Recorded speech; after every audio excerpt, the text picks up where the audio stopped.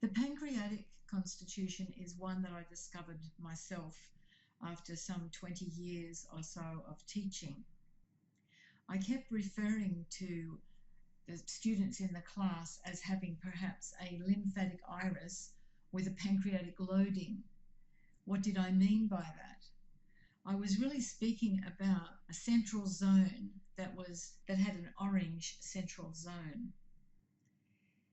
So the majority of the pancreatic diathesis will be lymphatic, but we do see mixed eyes that have got an orange-brown tint to the central heterochromia.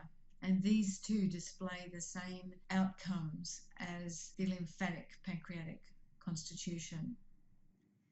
What I found was I was saying that you are this type with a pancreatic loading, and over time some of my students kept saying, so is this a constitution? And after using this for maybe 10 years, I had to agree, well, yes, this is a diathesis. And because diabetes and blood sugar issues are an amazingly common symptom, I would have to say this is an emerging trend. When I learned iridology in 1980, I would say that one of the most frequently seen colours in the iris was brown. And we didn't see a lot of orange, but today we have many, many eyes that display orange pigment. So let's have an example here. This is a lymphatic pancreatic. At one stage, as I mentioned, I would have said this is a lymphatic iris with a pancreatic loading, because we do know that this gastrin pigment, this orange pigment, it is produced by a pancreas that's not functioning at its correct rate. And here's an example of a mixed iris where the brown heterochromia has an orange tinge to it.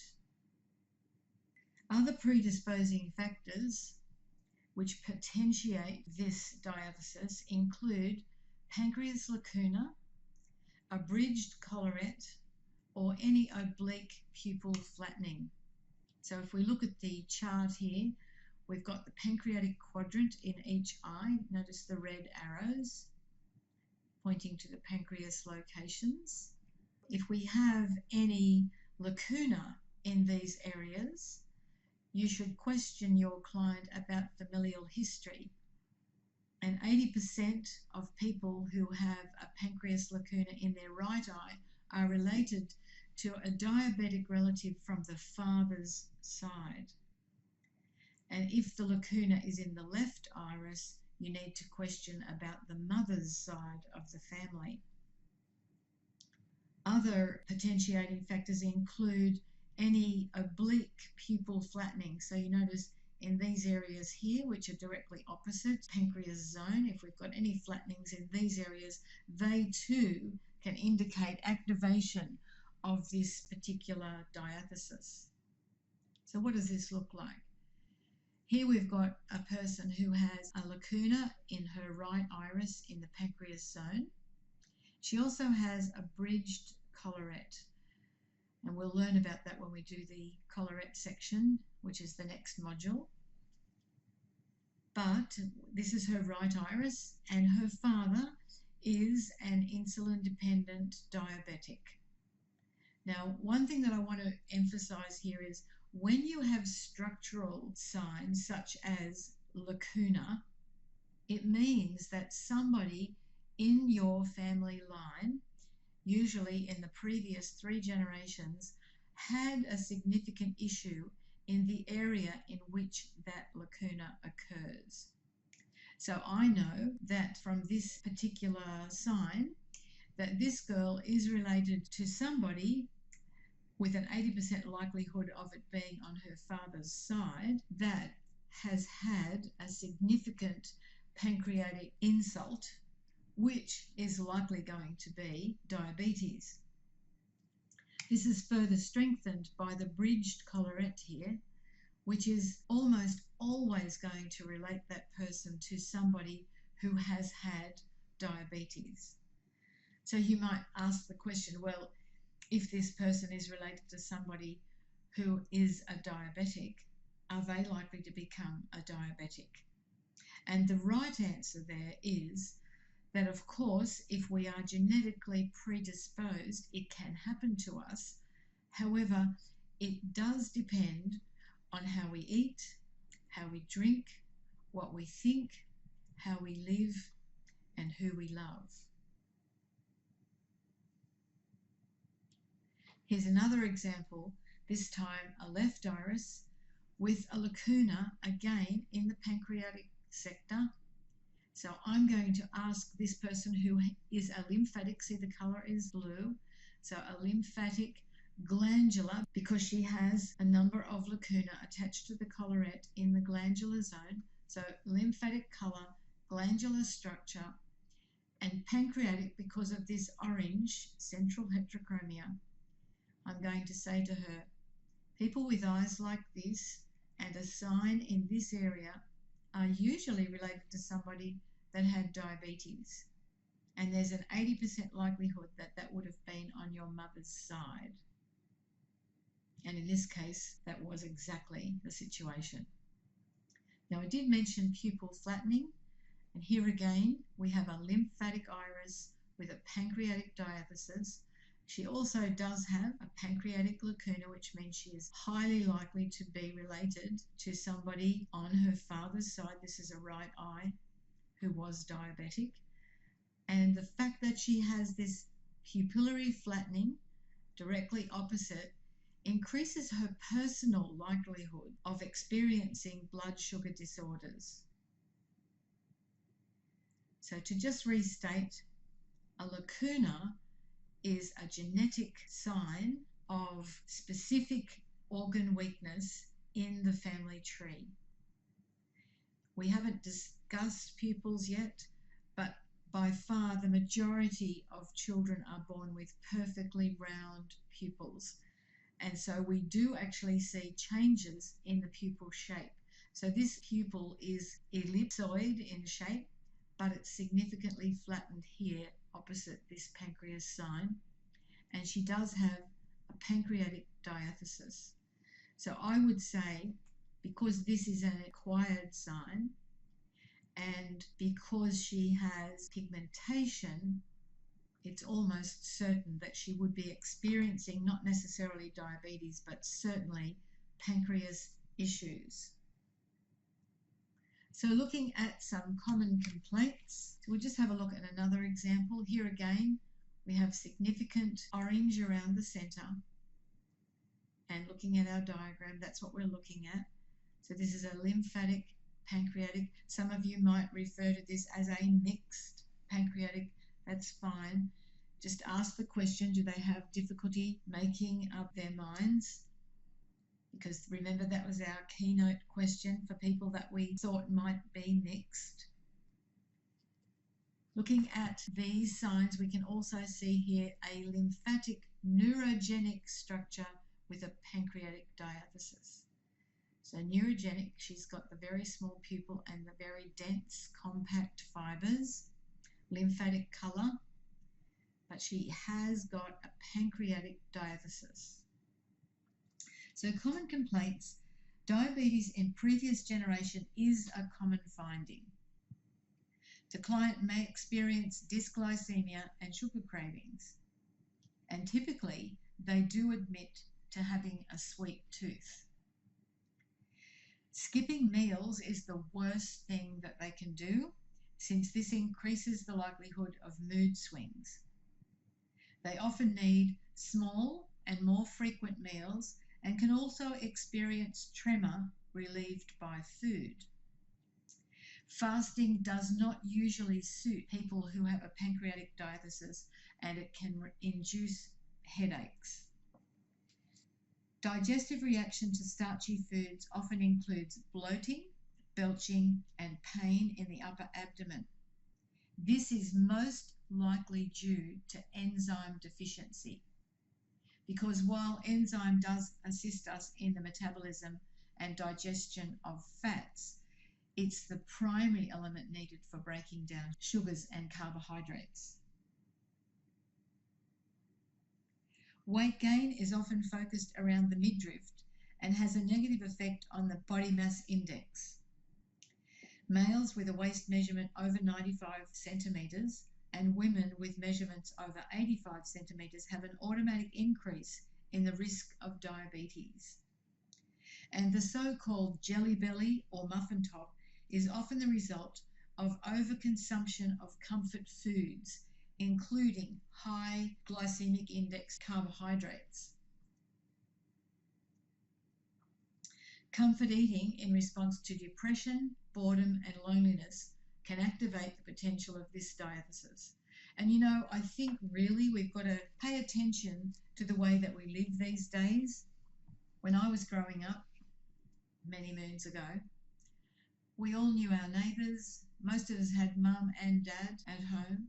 Mum often was a stay-at-home mum who was there when we left for school and there to welcome us when we came home.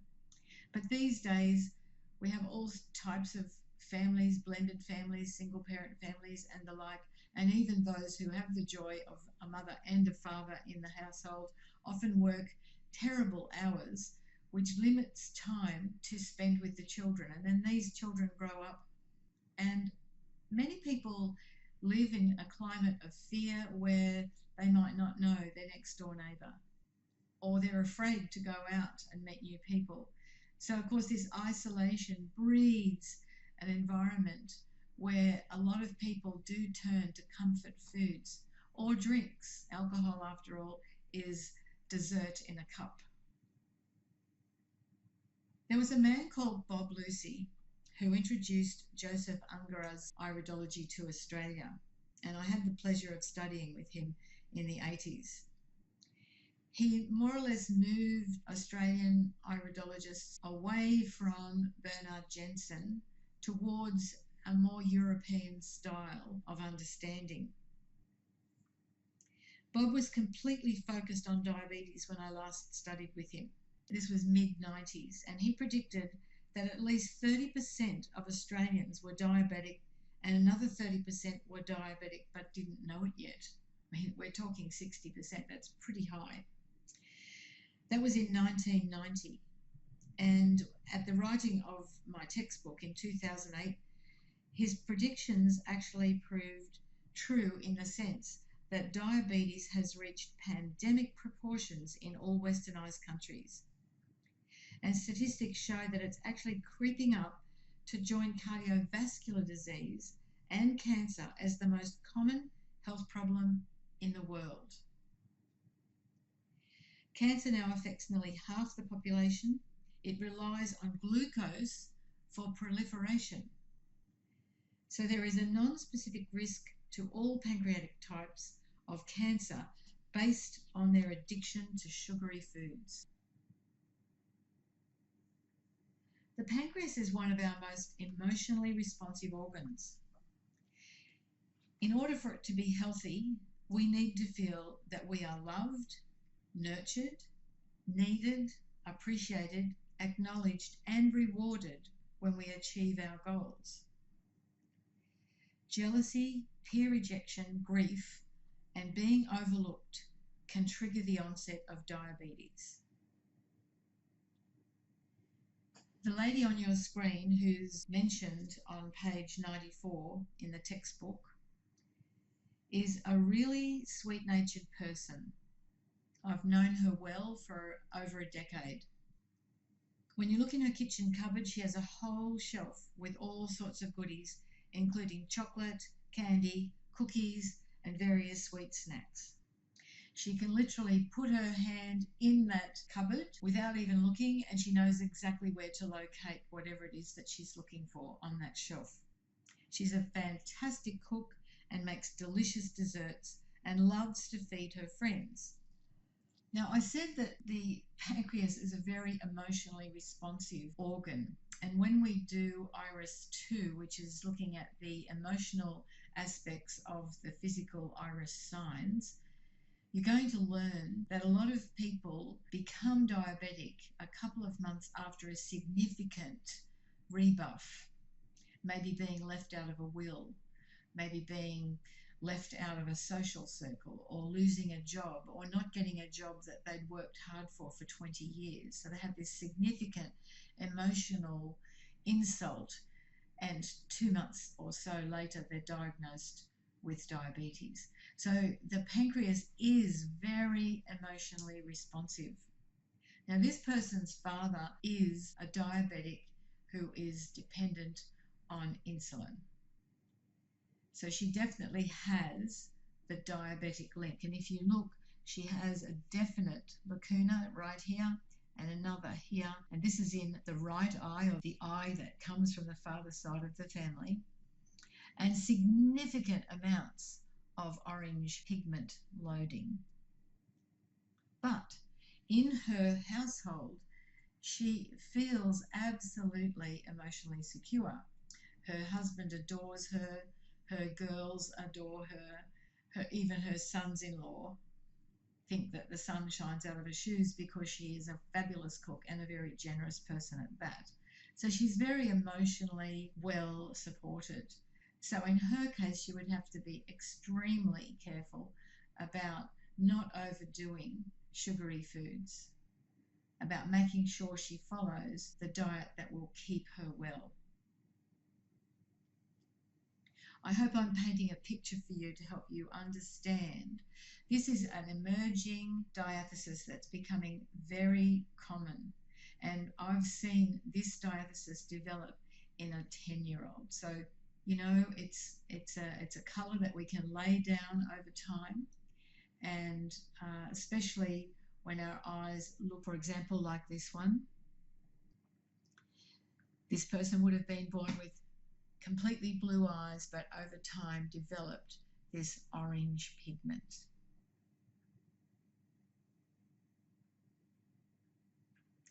One thing more I want to emphasize is that orange pigment inside the collarette has to do with production of enzymes. We did learn that in Essentials. So when we have orange pigment inside the collarette, it automatically suggests that we have a deficiency in enzyme production, which is about 98% of the pancreas's function. But when we have orange outside the collarette, this is to do with blood sugar regulation. It's the endocrine aspect of pancreas function. So this is exocrine, this is endocrine. And the pancreatic diathesis concerns individuals who show orange pigmentation inside and outside. This is very much about the pancreas being the primary nurture point. So just to recap, we have an iris with an orange central heterochromia, mostly lymphatic but can be mixed, and the pancreas loading is in proportion to the amount of orange pigment. We have potentiating factors including a bridged collarette, any oblique pupillary flattening, or lacuna in any of the pancreatic quadrant. Familial issues include diabetes in previous generations. This is very common. And typical symptoms include dysglycemia and sugar cravings. They may also experience tremor relieved by eating. Fasting often induces headaches, and skipping meals promotes mood swings, especially in females before their monthly cycle. Digestive reaction to starchy foods includes bloating, belching, and pain in the lower abdomen. This is mostly due to enzyme deficiency. These people absolutely do best with a protein breakfast and regular meal times. And their lesson is to say to themselves every morning, and more often if they need it, I am unconditionally loved, and I am an important member of my family. So how are we going to keep these people well? First of all, we're going to choose the diet appropriate for the main colour type. Avoid empty foods at breakfast. This is so important. It is actually the most important meal of the day. In my clinical experience, I've often found pancreatic types say to me they don't have time for breakfast. They eat breakfast around about 10 in the morning. By that time, seriously, your blood sugar has dipped dangerously low, and the likelihood of choosing something sweet and sugary to give you that instant energy burst is going to send you into a headspin if you have this diathesis. And think of children with this diathesis. They've got to go to school and they've got to concentrate on their studies. And if they haven't had good food for breakfast, they're at such a disadvantage. It's really important to have a protein breakfast. That way they've got stable blood sugar that will last them till lunchtime, at which time again they need some protein at lunch, and that should last them till they get home for their evening meal. Ideally, they should try to have 3 small protein meals and a couple of nourishing snacks to stabilize blood sugars and keep their energy sustained. Foods that help to balance the pancreas include bitter melon. The botanical name for that is Mormodica chirantia. But what about mango or olives, artichoke and onions? These foods also help to balance the pancreas.